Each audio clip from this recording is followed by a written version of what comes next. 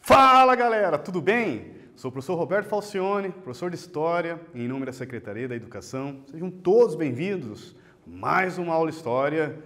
E deixar aqui um recadinho muito importante a todos vocês, quem está aí assistindo a aula direto pela TV.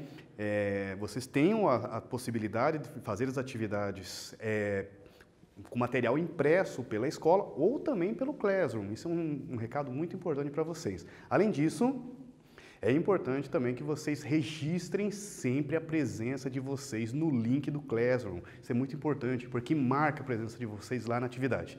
Hoje, na nossa aula, vamos fechar uma duplinha aí que nós fizemos da aula passada, Formação 1. Até lembro que nós pegamos um pouco mais a pré-história, né, os hominídeos, a presença até mesmo da Idade da Pedra Lascada e da Idade da Pedra Polida no Egito Antigo. Mas nessa aula, nós vamos ficar agora com o Rio Nilo, pegarmos um pouco como que está, inclusive os dias atuais, fiz um link bem bacana, umas fotografias sobre transporte, tudo. E tem uma curiosidade que nós vamos estudar hoje, chamado nilômetro. Mas nilômetro, professor, o que é isso? Embarque nessa, vamos juntos. Poxa, bons estudos para todos nós. Vou apresentar para vocês os 3 objetivos da nossa aula.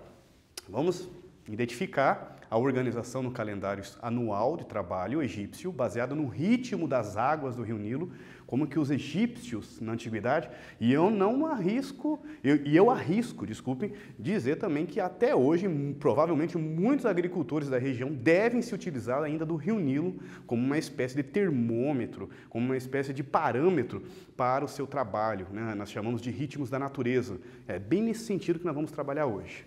Número 2, vamos apontar o Rio Nilo no imaginário. O que é essa palavra? O que significa essa palavra imaginário? Está naquela ideia assim, o que eles imaginavam, a palavra imaginário, mentalidade. O que eles pensavam sobre o Rio Nilo? Era sagrado? Tinha poderes mágicos sobre a vida, sobre a agricultura? Qual que era a relação, inclusive, com o faraó, com a política? É exatamente nesse ponto que nós vamos trabalhar hoje, enquanto um norteador do ritmo da vida egípcia.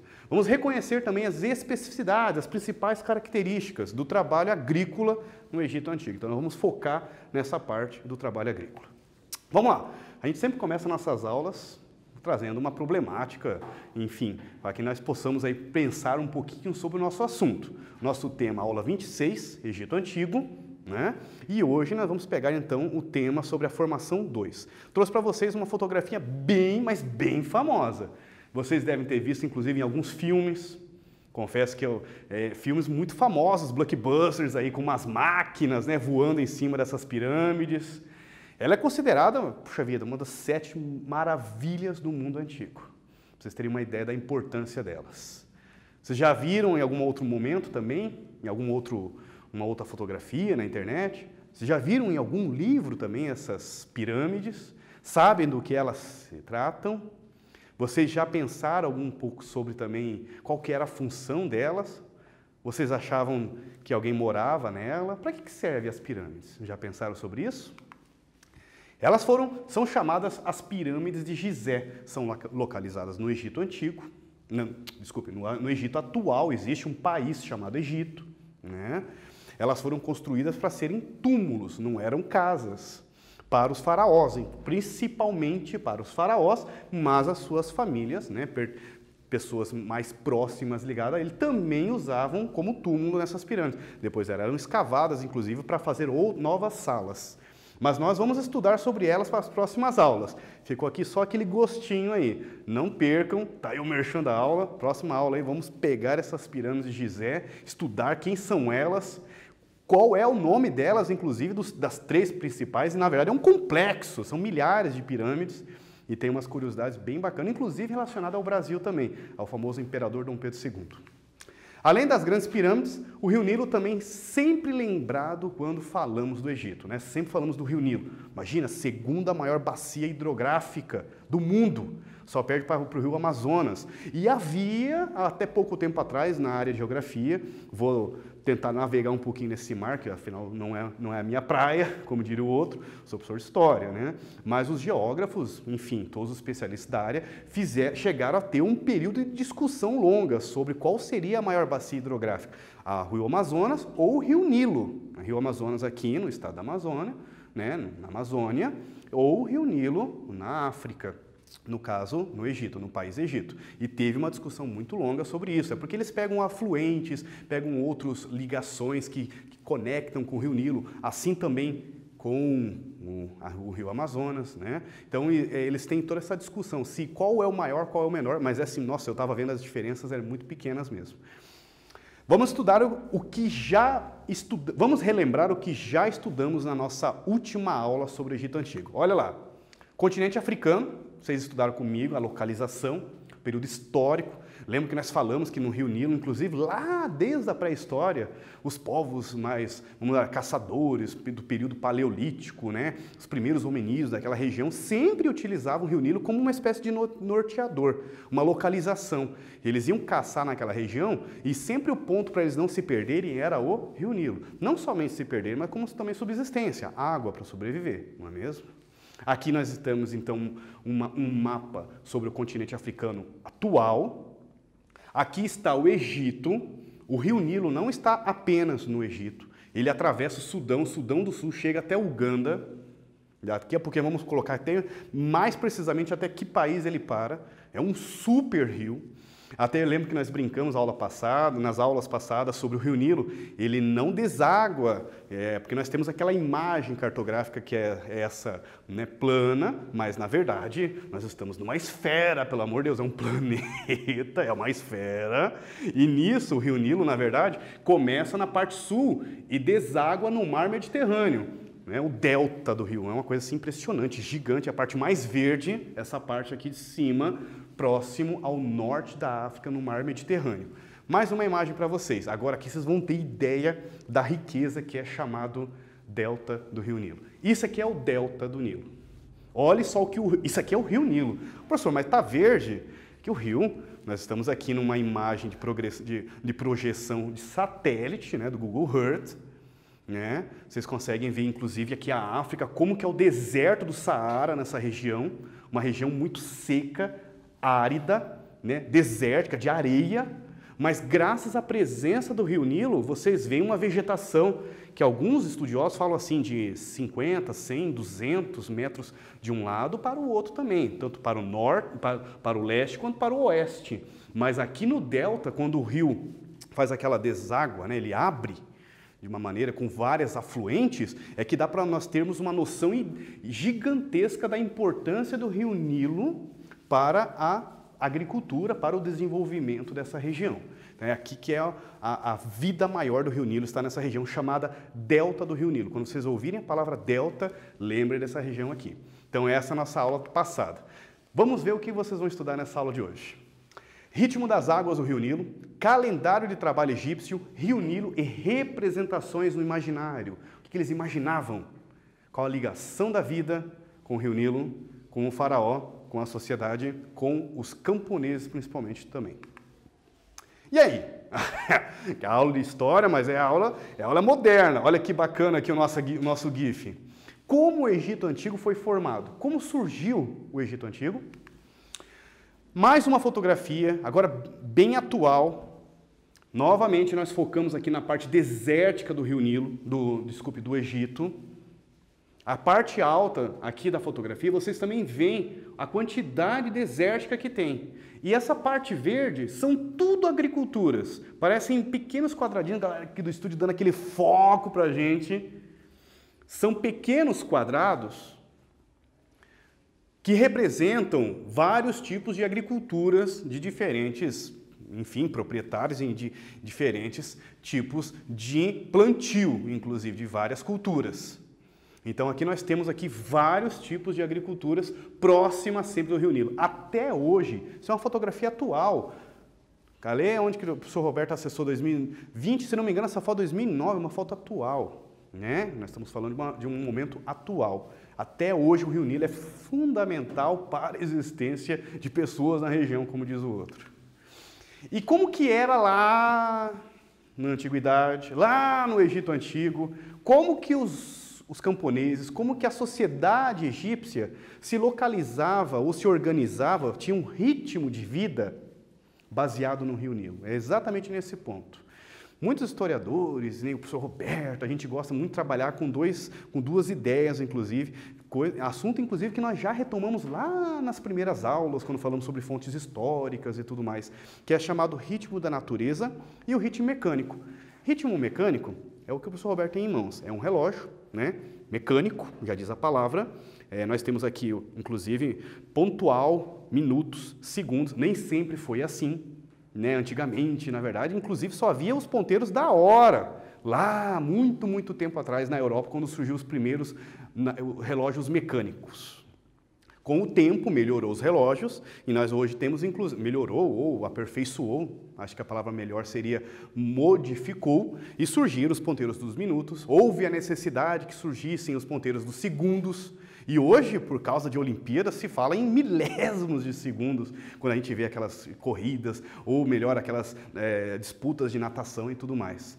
Esse é um tempo mecânico.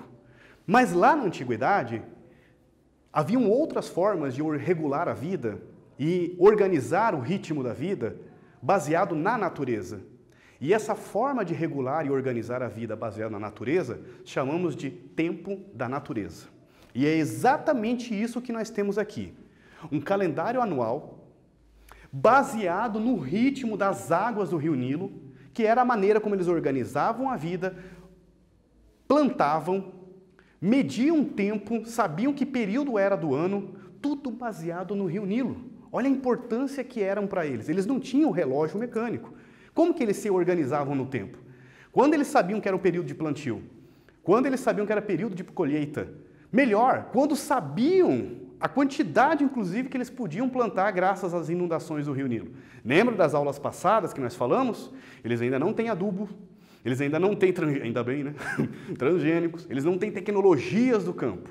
E tudo era regulado através das cheias, das inundações, que o Rio Nilo transbordava, trazia o material orgânico que estava no leito do rio, inundava as margens, fertilizando as margens, e era exatamente ali que os egípcios faziam o seu plantio, naquelas margens adubadas pelas inundações do Rio Nilo.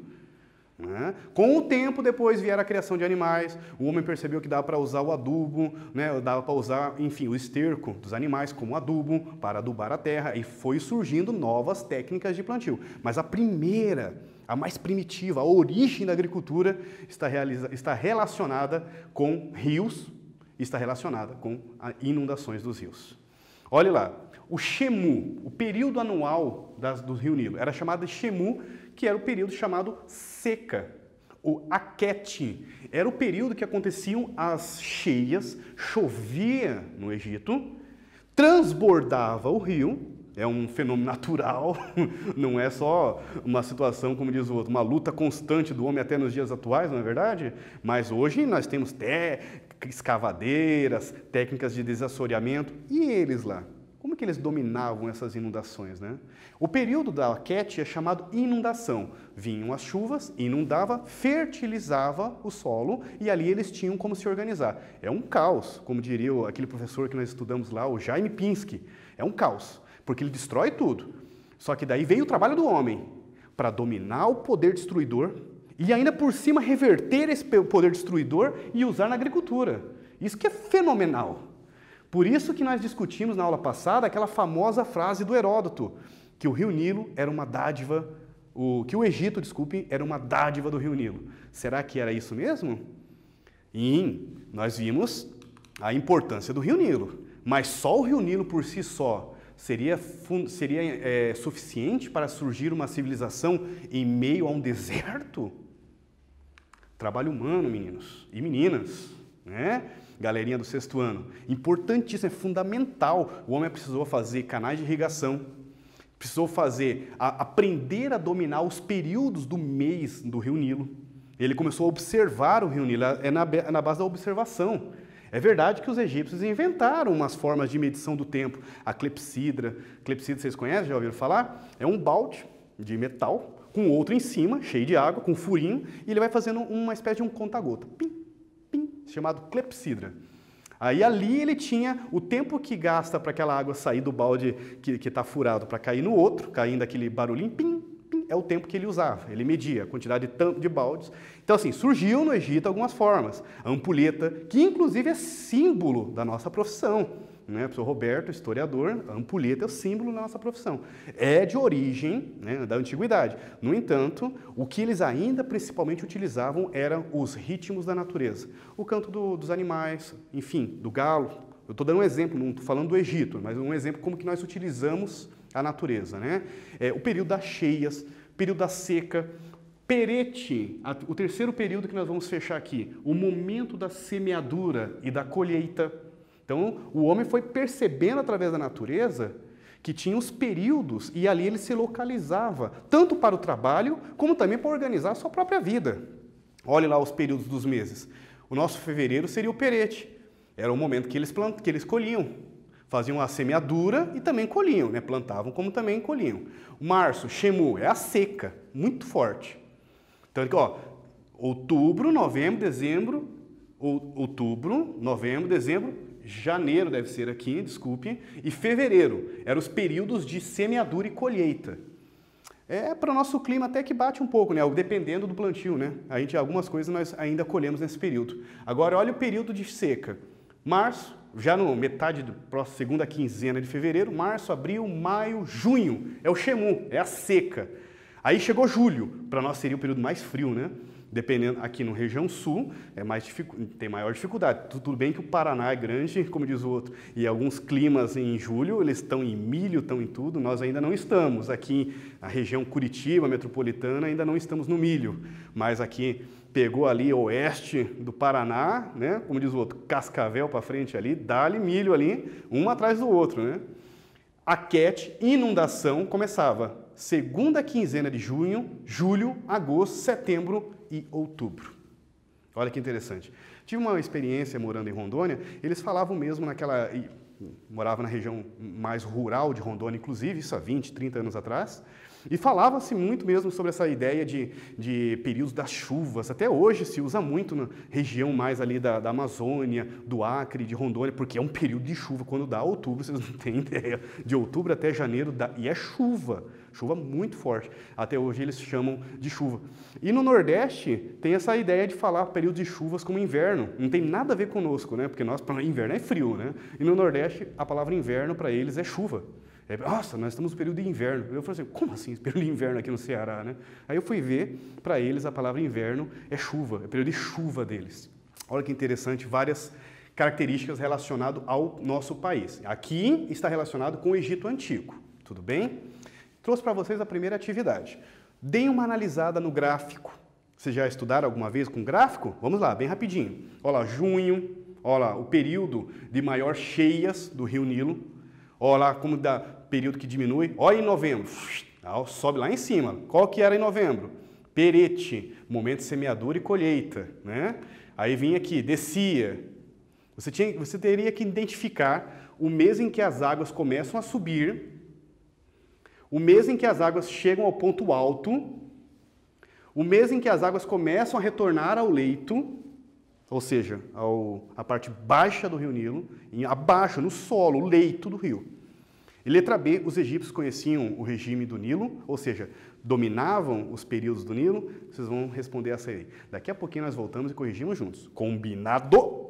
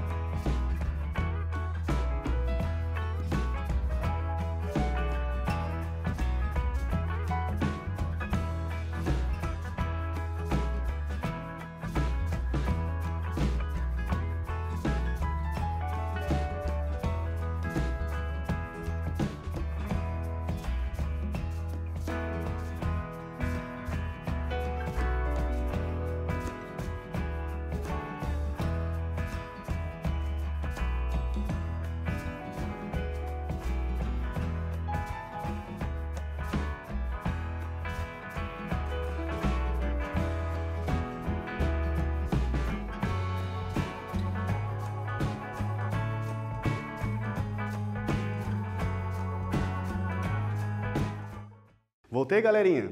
E aí, o que vocês responderam? Vamos ver junto aqui? O mês em que as águas começam a subir mais, mês de julho, observe aqui, olha a subida que dá a partir de julho. É o período das cheias, por isso começa a chover na região do Egito. O mês em que as águas têm o ponto mais alto, ou seja, as inundações maiores, a hora que o rio transborda mesmo, como diz o outro. Entre outubro e novembro, né? Daremos para colocar que os 2 meses estão interligados ali, que é o ponto do pico, né? O período que mais tem de chuva, de inundações, né? Que o rio mais fica alto, período de altura do rio. E o mês em que as águas começam a retornar ao leito, começa em novembro mesmo. Tem aquele pico em outubro, novembro já começa a cair. Olha lá, aí começa um período de diminuição das chuvas e, consequentemente, diminui também a altura do rio. A letra B. Como é que os egípcios se organizavam com as cheias? Sim, por isso conseguiam aproveitar suas cheias, dominavam, né? A pergunta é se dominavam o rio Nilo. Sabiam fertilizar as terras utilizando as cheias, preparavam para a agricultura, com base na observação, na natureza. Observar, eles não têm máquinas, não têm tecnologia, nada, é só na base da observação mesmo. Os antigos egípcios criaram um calendário que dividia o ano em 3 estações e 4 meses. Olha que bacana. Período das cheias, da semeadura e da colheita.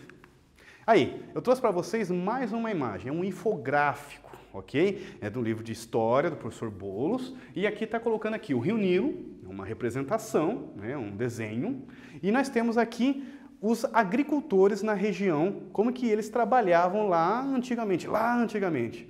Já mostra que os egípcios já usavam os navios como transporte fluvial, como transporte no Rio Nilo. O Rio Nilo era uma maneira de transporte. É uma região que não tem pedras, uma região que falta muita matéria-prima, não tem madeira. Poxa, nós estamos falando de um deserto. Então, da onde que eles traziam tantos materiais para fazer aquelas pirâmides? Da onde que eles construíam suas casas? Como que eles utilizavam madeiras, inclusive para ir rolando aquelas pedras gigantes, né? Já vi umas teorias muito doidas. Já vi, inclusive, na década de 50, tinha uns historiadores muito doidos que falaram assim, que até tinha presença de extraterrestre. Esquece isso, não tem não, pelo amor de Deus. Hoje, para a ciência, com um olhar historiográfico, nós como historiadores vamos responder essas questões para vocês baseado na ciência, baseado, enfim, arqueologia, em indícios, né? Em hipóteses, em documentações, em vestígios arqueológicos. Tudo bem combinado? Vamos lá. Então aqui, olha que bacana essa imagem aqui em cima. São pedras. Já mostra que os egípcios usavam também o transporte de navios para trazerem pedras pelo Rio Nilo, transportar. Já havia umas técnicas que eram com troncos de madeira, né? E os egípcios, os escravos, enfim, os egípcios puxavam com cordas, né? Com cipós, essas pedras pesadíssimas, que chegam a ter mais de 1 tonelada, né? Rolando pela areia, através do tronco. Não é trabalho fácil, não é trabalho moleza, não. Fica para a próxima aula, eu vou trazer esse enigma para vocês, como que eles erguiam pedra de 1 tonelada com mais de 100 metros de altura naquelas pirâmides. Não perca! Olha o merchan do professor Roberto. Mas tem como, professor? Tem. Mas não tinha nem guindaste? Exatamente. Como que os egípcios faziam isso então? Não percam próximas aulas.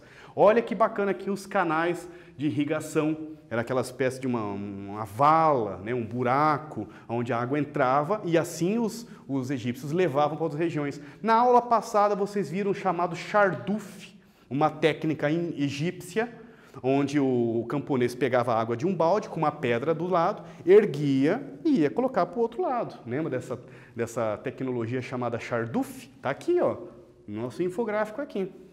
Beleza?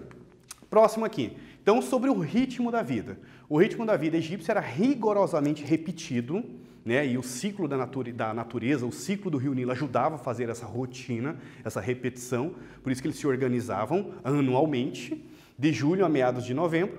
Quando o vale estava inundado, não se faziam trabalhos agrícolas, né? Era o período, então, da corvéia. Os camponeses tinham que trabalhar para o faraó na construção de edificações, monumentos, fazer novas expedições, trazerem outras coisas de outras regiões. Era a época ideal de transportar materiais de construção em cargas muito pesadas, como estátuas, monumentos, diretamente das jazidas para os templos e cemitérios. Então, também tinham chamada corvé. O que é corvé, professor? Quando você trabalha com uma forma de imposto. Tinha que trabalhar para o faraó quando não tinha período de chuvas, quando não tinha um período de plantio, quando não tinha período da agricultura, o camponês tinha que atuar em outras áreas como uma forma de pagamento. Porque vocês viram a ideia lá no Egito Antigo que o faraó é dono do Egito. E ele é tão bondoso, oh meu Deus, misericordioso, que deixa todas as pessoas morarem no Egito, porque ele é um homem muito bondoso. No entanto, você tem que pagar para viver lá. Pagar em impostos, em sacos de cereais, em grãos, pagar também em trabalho, né? Aí, mais uma fotografia representando aqui o Rio Nilo. Olha só como é que é o Egito, uma região muito seca. Aqui já mostra a criação de animais próxima do Rio Nilo. Olha aqui o transporte fluvial. Olha os limites, as chamadas cataratas, né, do Rio Nilo. E eles tinham na cabeça dele, né, que o norte, eles achavam que a água vinha mesmo do norte para o sul. Eles achavam que era assim. Né? Do norte, bote sem vela. Desculpe, eles não pensavam assim. Desculpe, deixa eu corrigir aqui. Eles tinham um dizer na época que era assim: quando você ia para o norte, significava que o bote ia sem vela. Por quê? Porque não precisava, você estava remando ou indo, né, em direção rumo à correnteza, porque o rio vem do sul para o norte. Quando você, no caso, transportava ou usava o Rio Nilo para se locomover, quando iriam para o sul, falava que precisava do bote com vela. Por quê? Porque daí você, com o navio, estava navegando contra a maré. Contra a maré não, contra a correnteza, contra o caminho do Rio Nilo. Mais uma fotografia mostrando aí o momento hoje do Egito, do Rio Nilo. Até hoje é um transporte fluvial importantíssimo na região. E eu trouxe mais uma atividade para vocês. Vocês vão ter uns minutinhos aí para responder. Daqui a pouquinho voltamos, combinado?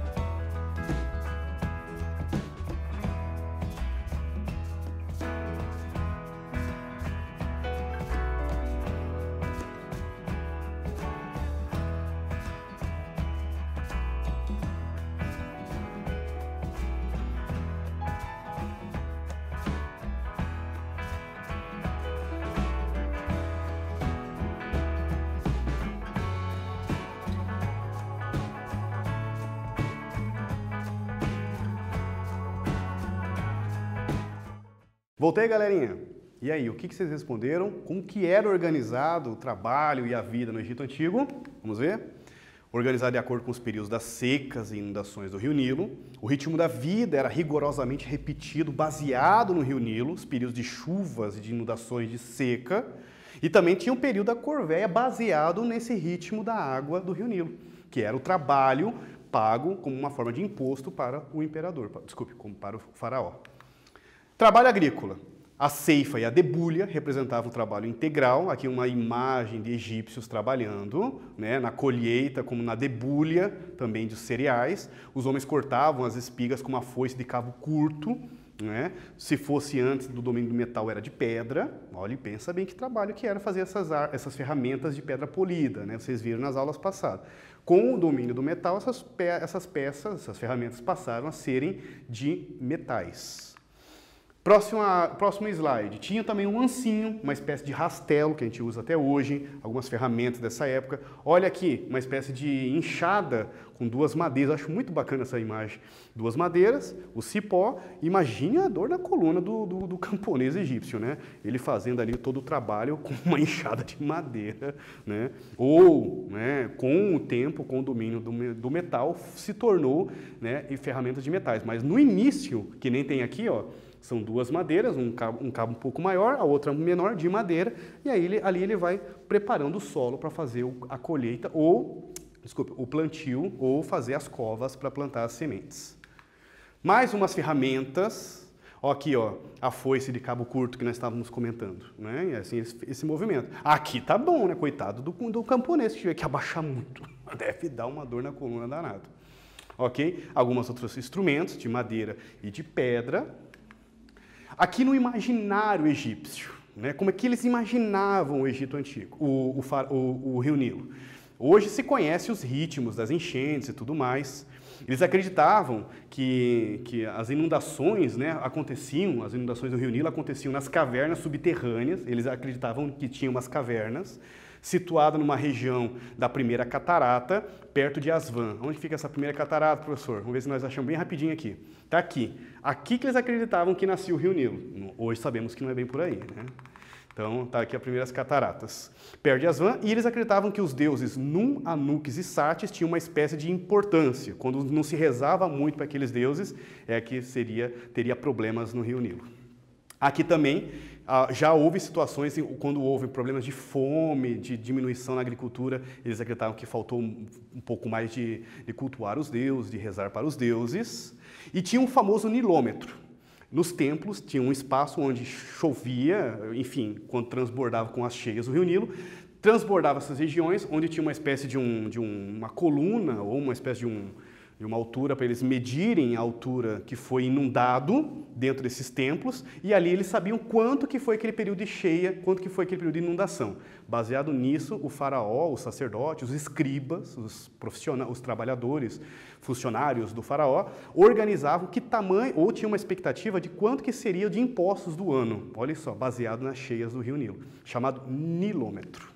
Mais uma atividade, daqui a pouquinho nós voltamos e corrigimos essa junto com vocês, combinado?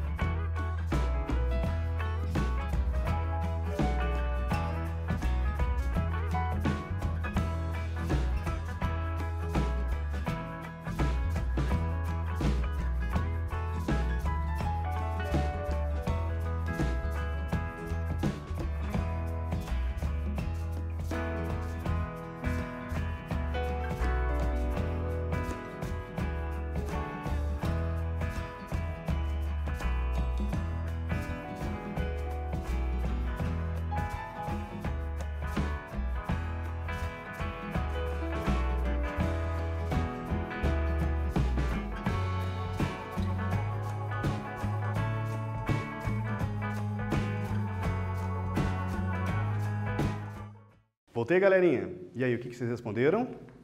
O trabalho era realizado de acordo com o calendário das cheias, tinha que os homens, como que eles tinham umas divisões de tarefas, né? Recolhiam as espigas, as mulheres, os homens cortavam com cabo de foice curto, e o solo era batido que entravam depois os bois e os homens. Mais uma atividade, vamos responder essa aqui junto comigo. No Egito Antigo, o calendário era baseado, letra A, criação de animais, B, ritmo das águas, na vida do faraó, ou letra D, na construção de pirâmides? Qual que vocês acham? Vamos ver. Letra A. Parabéns! Tá achando o quê? Que eu não sabia aqui? Não, eu tenho poder telecinético, meu amigo. Sou primo Wolverine. Não, desculpe, da Fênix Negra. Aqui, ó. Letra B. Ritmo das águas do Rio Nilo é que organizavam o calendário do Egito Antigo. A outra aqui. Até 1600 a.C., o Rio Nilo também era principal rota de transporte, um incômodo nas migrações, um Deus vivo encarnado na Terra. Era a fronteira com a civilização mesopotâmica. Letra Parabéns, acertou de novo. Rapaz, você tá muito bom aí, tá achando o quê? Eu tenho poder telecinético, meu amigo. Eu sabia que você ia acertar essa daí. Letra A, principal rota de transportes do Egito Antigo. Vocês estudaram comigo. Egito, os ritmos, o calendário, viram também essas representações no imaginário. Poxa, como sempre, né? Agradecer a todos vocês que estiveram comigo nessa aula. Dizer que estou aprendendo muito com vocês, como também acredito que, poxa, estar junto comigo aí, aprendendo um pouquinho aí junto comigo. Como sempre, foco no estudo, hein, galera? Força e um pouquinho de fé no coração não faz mal a ninguém. Até a próxima, valeu!